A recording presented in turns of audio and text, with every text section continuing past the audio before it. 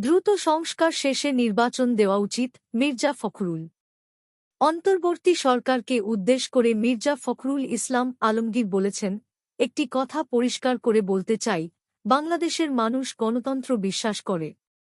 অবাধ নিরপেক্ষ নির্বাচন দিয়ে পার্লামেন্ট সরকার গঠন করতে হবে, সেই সরকার দেশ শাসন করবে। এজন্য যত দ্রুত সম্ভব দেশের প্রশাসনকে সংস্কার করে নির্বাচনের উপযোগী করতে হবে। সংস্কার আমরাও চাই। নির্বাচনে যৌক্তিক সময় আমরা দেব। যত দ্রুত নির্বাচন করা যাবে ততই দেশের জন্য কল্যাণকর হবে।